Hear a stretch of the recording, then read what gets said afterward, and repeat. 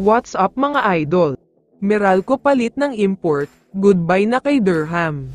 Pero bago mo sana ipagpatuloy ang panonood mo, ay huwag mong kalimutan na mag-subscribe bilang suporta sa aking YouTube channel. Maraming salamat idol. Konting update lang tayo sandali sa sinabi ni Allen Durham tungkol kay Justin Brownlee.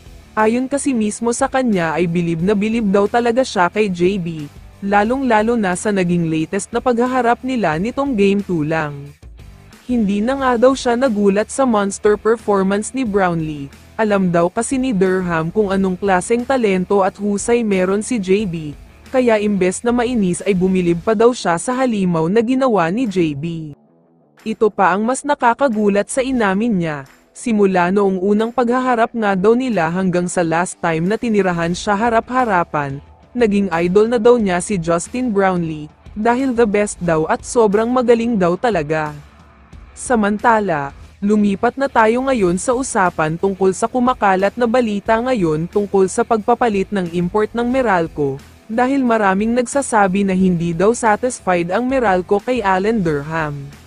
Umiskor nga siya ng 39 points, pero marami naman ang mintis niya, at medyo inconsistent din siya dahil ngayon lang nila uli naramdaman ang laro niya. Hindi daw ito masyadong nagpakitang gilas sa previous games nila. Kaya naman ang isa pang pinag-uusapan ay ang kumakalat na picture ngayon sa social media, at pinapakita nga dito na pumirma na ng kontra ang super import na si Myles Powell, isang napakalakas na import ito ng Bay Area Dragons noon. Para sa mga hindi masyadong nakakakilala sa import na ito, halimaw talaga siya at isang legit scorer.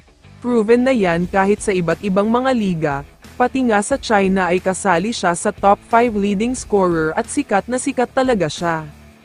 Kailangan din siya ng Meralco sa ngayon, dahil parehong-pareho sila ng style of play ni Justin Brownlee. Mas magaling at mas malakas na ngayon si Myles Powell kumpara noong huli siyang naglaro sa PBA, may injury pa siya noon. Pero ngayong sobrang nakakondisyon ang katawan niya, mukhang great choice siya para sa Meralco, pero ang magiging malaking katanungan na lang dito ay kung handa nga ba siya sa defensive strategy ng Meralco Bolts.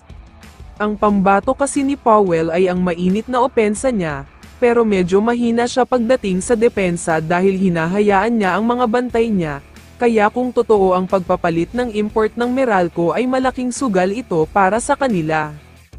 Kaya naman kung ikaw ang tatanungin idol, ano ang masasabi mo sa balitang ito?